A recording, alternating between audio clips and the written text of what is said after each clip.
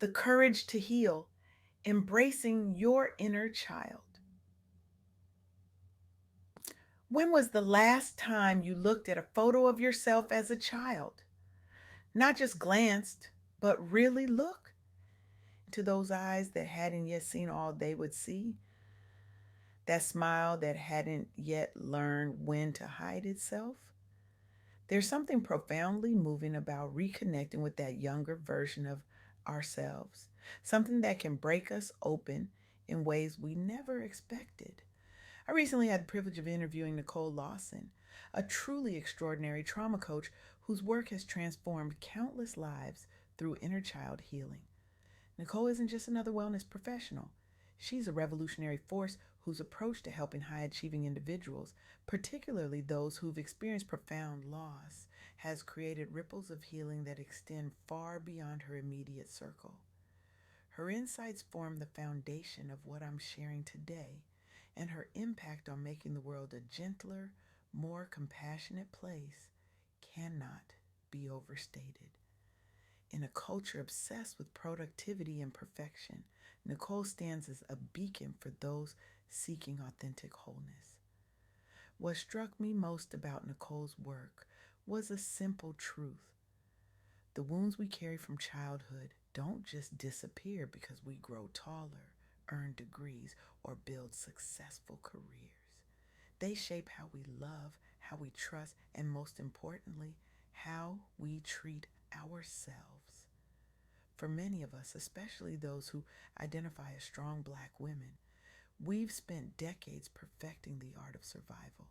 We've built impressive careers, supported our families, held communities together, all while carrying unhealed parts of ourselves, parts that whisper, "You're not enough. You don't deserve rest.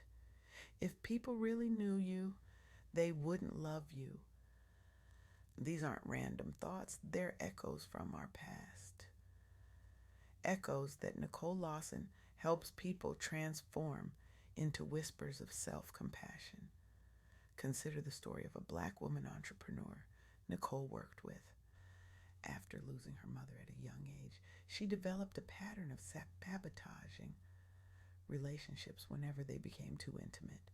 On paper, her life looked perfect: successful business, impressive network, the works. But inside, she was terrified of abandonment, constantly waiting for the other shoe to drop. Through inner child therapy, she began accessing those vulnerable parts formed during childhood. Using guided visualization, she would imagine sitting with her younger self, that little girl who suddenly lost her mother and concluded the world wasn't safe. Through journaling and consistent practice, she started identifying the roots of her emotional patterns.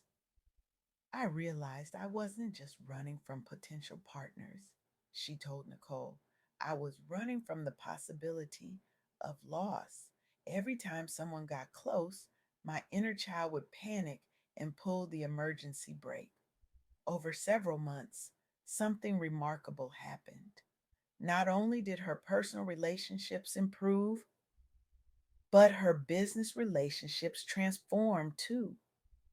She stopped expecting betrayal around every corner. She built a network of other Black women entrepreneurs on similar healing journeys. Her story inspired dozens in her community to seek support for their own inner child work.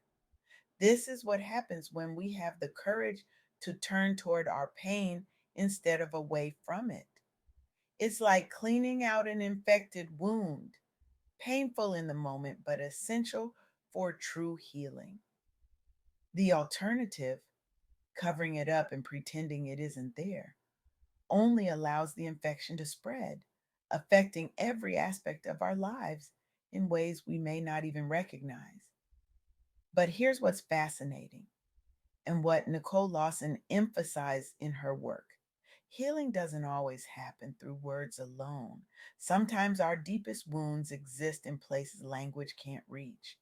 Take Ray's story, shared by trauma specialist Dr. Peter Levine. As a veteran with PTSD, Ray found traditional talk therapy completely ineffective. Trying to verbalize his trauma only intensified his symptoms. His body would freeze, his thoughts would scatter, and he'd leave sessions feeling worse than when he arrived. Everything changed when he was introduced to somatic healing techniques. Rather than forcing himself to recount traumatic memories, Ray learned how his body stored trauma responses. Through grounding exercises like the self hug technique, he created a felt sense of safety within himself. The first time I felt my body relax without medication was revolutionary, Ray shared. I didn't have to find the right words. I just had to be present with what my body was telling me. After years of emotional isolation, Ray gradually reconnected, first with family members, then by joining a community group supporting other veterans. His journey reminds us that healing sometimes happens below the level of language in the wisdom of our bodies. This is particularly relevant for those of us in the Black community, where historical and generational trauma lives not just in our stories, but in our very selves. As Nicole Lawson points out, sometimes the most profound healing happens when we give ourselves permission to feel without having to explain or justify those feelings to anyone. But what about those experiencing acute grief, those navigating the aftermath of profound loss? Nicole shared insights from a 6 week spiritual inner child healing program she developed specifically for people processing early life losses or parental bereavement.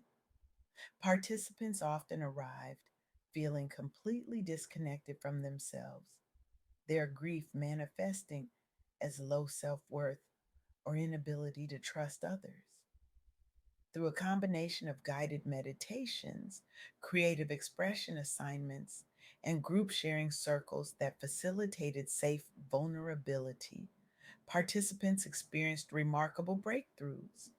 Many reported finally being able to forgive themselves for not being enough. Others rebuilt trust after betrayal or losses in adult relationships.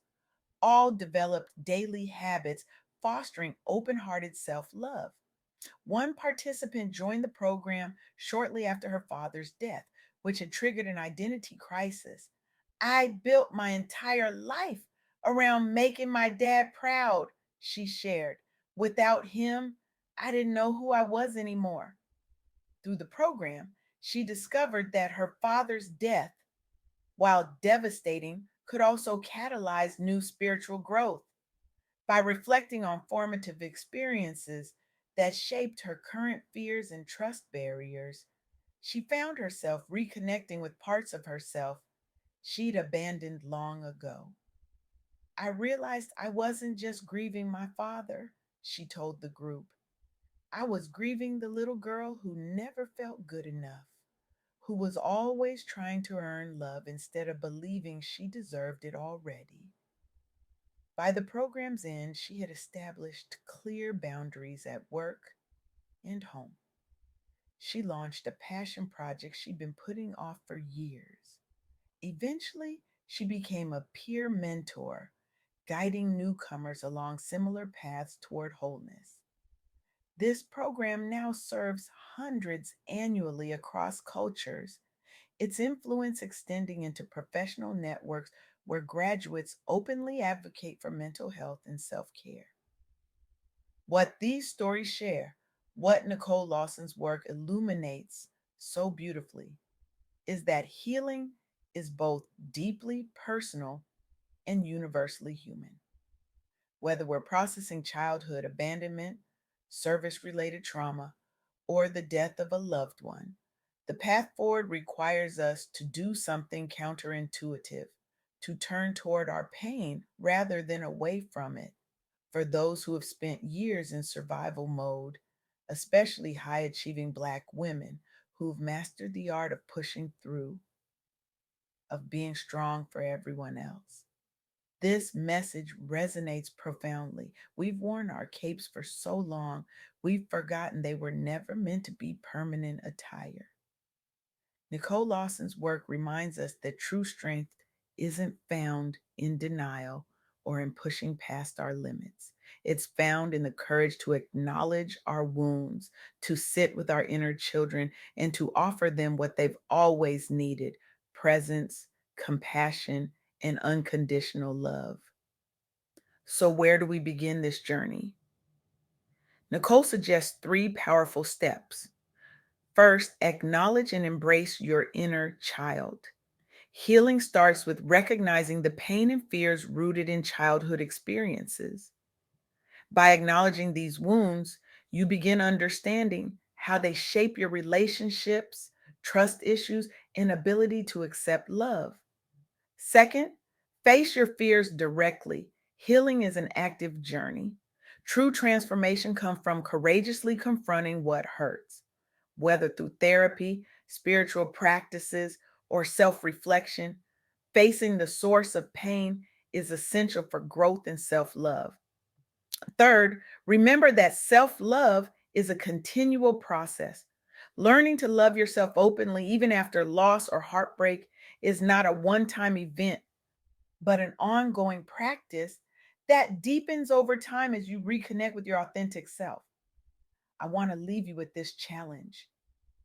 Tomorrow morning, find a photograph of yourself as a child.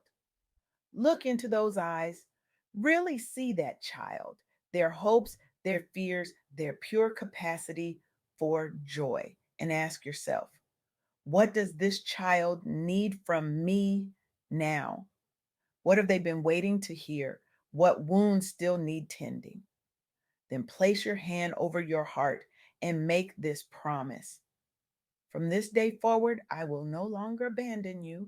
I will listen when you speak. I will honor your needs. I will protect your boundaries, and I will love you, not for what you achieve or how you perform, but simply because you exist. This isn't just a nice sentiment, it's revolutionary. In a world built on productivity, perfectionism, and perpetual striving, choosing to love yourself unconditionally is an act of rebellion. It disrupts the systems that profit from your self doubt. It challenges the narratives that keep you running on empty.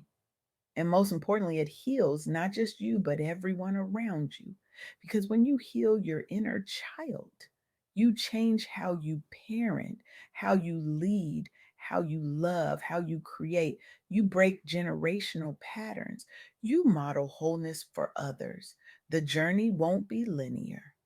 There will be days when old patterns resurface, when the critic's voice grows loud, when the cape feels temptingly familiar. But now you know the truth. The path to healing isn't away from your pain, it's through it. And you don't have to walk it alone.